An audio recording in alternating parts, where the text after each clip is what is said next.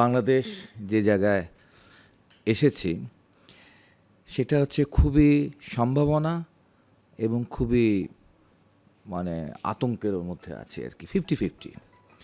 হয়তো এমন একটি মোড়, এর থেকে ডান দিকে গেলে বিশাল বড় খাদে পড়ে যাব, আবার একটু বাম দিকে গেলে হয়তো আমরা আমাদের গণতন্ত্রের মূল পথে, মূল লাইনে বাংলাদেশ উঠে আসবে আর কি।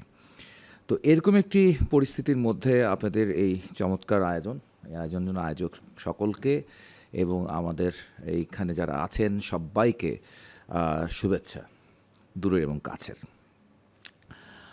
আপনি যে প্রশ্নটি করেছেন সেই ক্ষেত্রে আমরা যেটা বলতে চাই যে রাজনৈতিক দলের ভূমিকা কী হবে এই সহিংসতা বা সংঘাতকে মোকাবেলা করার ক্ষেত্রে, কিংবা হচ্ছে বাংলাদেশের যে পলিটিক্যাল যে এখন হচ্ছে একটু ভয়ার্ত যে পরিস্থিতি তৈরি হয়েছে, সেই পরিস্থিতি থেকে কীভাবে করে হচ্ছে আমরা বের করে নিয়ে আসবো, এ থেকে পলিটিক্যাল পার্টি হিসাবে একটি বামপন্থী রাজনৈতিক দল বা কমিউনিস্ট পার্টি হিসেবে আমরা কি ভাবছি। আমাদের কাছে একটা গুরুত্বপূর্ণ বিষয় কি জানেন, যে রাজনীতিটা আসলে আমরা যেভাবে করে এটাকে সংজ্ঞায়িত করি বামপন্থীরা, সেটা হচ্ছে একটা অর্থনীতির ঘনীভূত রূপ। পলিটিক্যাল ইকোনমির কথা স্যার বলেছেন, এটা খুব ইম্পর্টেন্ট জিনিস।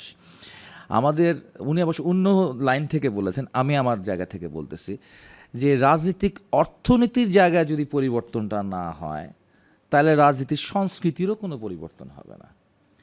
রাজনীতিটা চলছে কীভাবে করে, একটা পলিটিক্যাল পার্টি কাদের উপর নির্ভর করে চলে, কাদের পারপাস সার্ভ করে, দেশীয়, আন্তর্জাতিক এবং নানান শ্রেণীগতভাবে, সেইটার উপর ডিপেন্ড করবে সেই পলিটিক্যাল পার্টি যেই ক্লাসের বা যেই গ্রুপের বা যে গোষ্ঠীর পারপাস সার্ভ করবে, সেই অনুযায়ী তার হচ্ছে গিয়ে পলিটিক্যাল কালচার নির্মাণ হবে।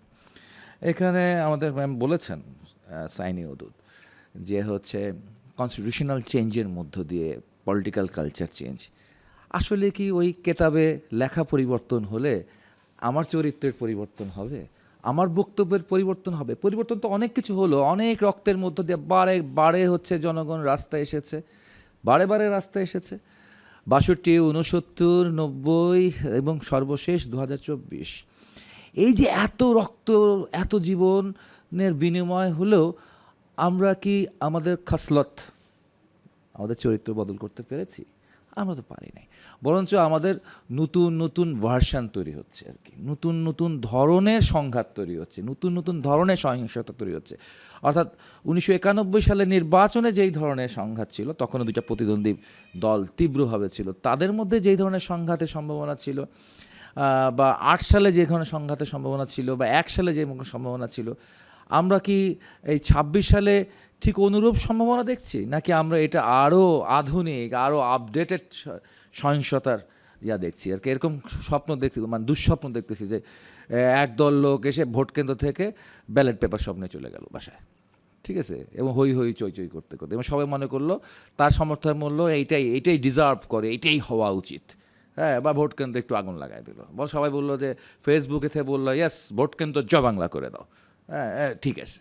তো এরকম তখন মানুষ বলবে যে হাততালি দেবে। একটা সংঘাতকেও দেখা যাচ্ছে মানে হাজার হাজার লোক, একটা মানুষ ধরেন দেশে বা বিদেশে বসে সহিংসতার তিনি হচ্ছে উস্কানি দিচ্ছেন, এবং তার সেই সহিংসতার যে ভিডিও প্রচারিত হচ্ছে সামাজিক মাধ্যমে, সেটা দেখতেছি হাজার হাজার কমেন্ট, পজিটিভ কমেন্ট, মিলিয়ন সেখানে লাইক।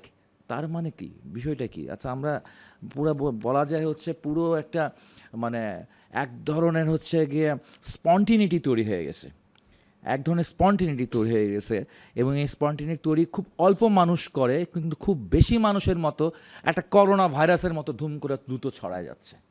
দ্রুত এই সহিংসতার হচ্ছে যে চিঙ্গারি, সহিংসতার যে হচ্ছে আপনার হচ্ছে প্রভোকেশন, সেটা হচ্ছে ছড়িয়ে পড়ছে।